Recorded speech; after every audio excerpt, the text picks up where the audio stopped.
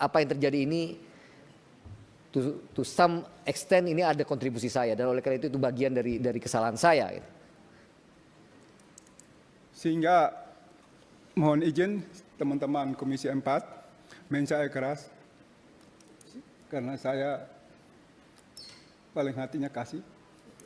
Luar biasa. Sehingga saya saran Pak Menteri, kalau Pak Menteri nggak mampu mundur aja Pak Menteri. Pak Menteri nggak paham tentang kehutanan. Kenapa saya katakan gitu? Saya contoh di Tapanuli Selatan. Bulan Oktober Pak Menteri keluarkan izin.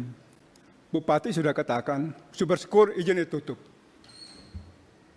Ternyata Oktober, 30 November izinnya keluar.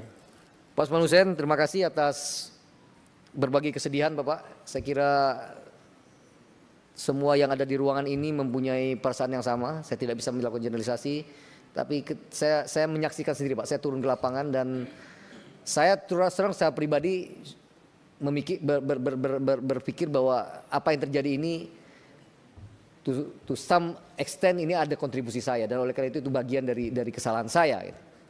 Yang memang tidak bisa mencegah secara maksimal apa yang tidak bisa memitigasi secara maksimal apa yang bisa kita lakukan itu.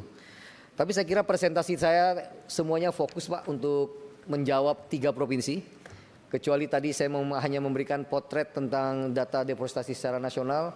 Lain daripada itu detailnya DAS di Aceh ada berapa yang terdampak, berapa hektar, dan apa yang harus dilakukan. Saya kira saya tadi sudah coba presentasikan kepada Bapak. Pak Sturman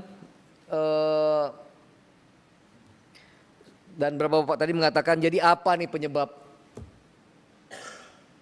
banjir ini, longsor ini?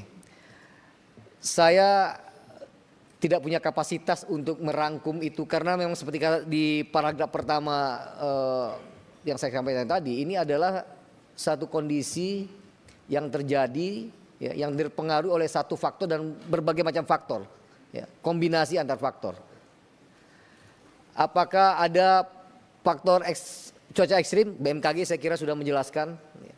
Saya tidak perlu menjelaskan kembali bahwa ini memang cuaca ekstrim. Apakah hanya disalahkan cuaca ekstrim? Saya kira tidak. Ya, saya tadi juga mengatakan ada kontribusi kami, ya, kontribusi kehutanan yang tidak bisa menjaga DAS dengan baik di hulu. Saya kira tadi di halaman pertama ya, di pertama-tama tadi saya mengatakan, kalau boleh dibuka lagi. Ya, saya katakan bencana bandang, banjir bandang, tanah longsor di 3 provinsi terjadi karena kombinasi beberapa faktor yang saling terkait, dan diantaranya adalah kerusakan hutan dan lahan pada daerah tangkapan air di DTA, daerah tangkapan air. Lalu apa solusinya? Tadi saya juga menawarkan Pak, saya tidak tahu apakah saya tidak terlalu mampu membuat summary terhadap apa yang dilakukan. Tapi saya katakan tadi perubahan struktural harus dilakukan. Pertama, memberikan pola baru, struktur baru, kebijakan kehutanan, termasuk tadi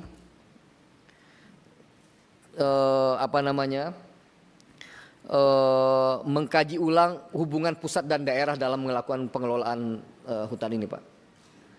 Di undang-undangnya hutan lindung dan hutan produksi, penanggung jawabnya adalah provinsi, tapi tapaknya ada di kabupaten kota dan tidak ada dinas kehutanan di kabupaten kota.